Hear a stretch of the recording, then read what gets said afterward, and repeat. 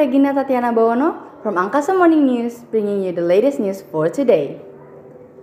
Yesterday, Reuters published an interesting report on the recent months-long standoff between Indonesia and China over an oil rig planted in the maritime region claimed by both countries.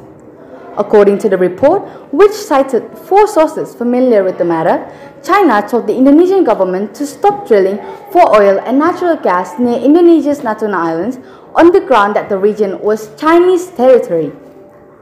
One of those cited was Muhammad Farhan, an Indonesian lawmaker who sits on the Parliament's National Security Committee, who claimed that Chinese diplomats sent a letter to Indonesia during the crisis ordering it to halt drilling at a temporary offshore rig. While Indonesia's foreign ministry was tight-lipped on the issue, the report cited 3 other people who confirmed the existence of the letter. 2 of them said China made repeated demands that Indonesia stop drilling in the area. Farhan told Reuters that Indonesia refused to comply. Our reply was very firm that we are not going to stop the drilling because it is our sovereign right, he said according to the report. China and Indonesia have a recent history of friction around the Natunas, where Indonesia's 200 nautical mile exclusive economic zone, or EEZ, a concept set out in the 1982 United Nations Conventions on the Law of the Sea, or UNCLOS, overlaps with the southernmost reaches of China's expensive 9-line maritime claim. The past 5 years have seen frequent incursions of Chinese fishing and maritime militia vessels into Indonesia's EEZ. In response to the Chinese incursions, the Indonesian government has boosted its military presence on Natuna Besar, the largest island in the area, and held military exercises in the surrounding waters.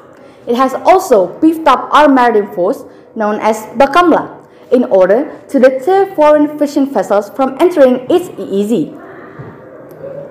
The standoff in question began in late June when a semi-submersible rig, the Noble Clyde Bodroa, arrived and began drilling 2 appraisal wells in Indonesia's Tuna Block, located approximately 140 nautical miles north of Natuna Besar.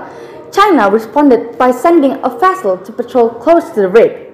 Indonesia then promptly sent a Bakamla patrol ship, KN Pulau Dana, the first of a number of Bakamla and Indonesian Navy ships that has tailed Chinese vessels around the area in the months since.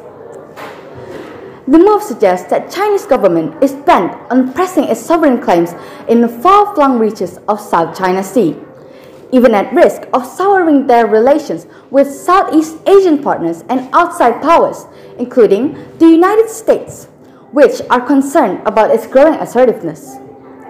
Chinese policymakers may well judge that Indonesia is economically dependent enough on China that it can be worn down through incremental pressure tactics, and that it will acquire sooner or later to Beijing's demands.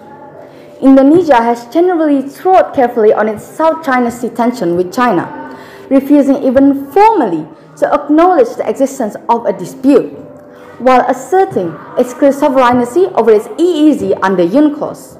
But more forthright and aggressive, Chinese moves run the risk of at least pushing Jakarta to revisit its approach to the recent frictions. To be sure, Indonesia now finds itself in a diplomatically sticky situation. China is Indonesia's biggest trade partner, and investment under the Belt and Road Initiative has been crucial to President Joko Widodo's domestic economic agenda.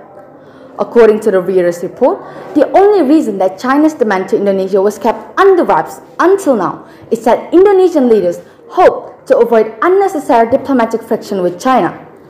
Its leaders wanted to be as silent as possible because if it was leaked to any media, it would create a diplomatic incident. The parliamentarian Farhan was quoted as saying, "So far, Jokowi's administration has managed relatively to keep its flourishing economic ties with China fairly isolated from the periodic standoffs and tension offshore. How much longer it can sustain the balancing act in the face of intensifying Chinese pressure remains to be seen." That's all the news for today. Check this out at Angkasa Morning News for the latest updates. I'm Regina Tatiana Bawono. Thank you for watching and have a great day!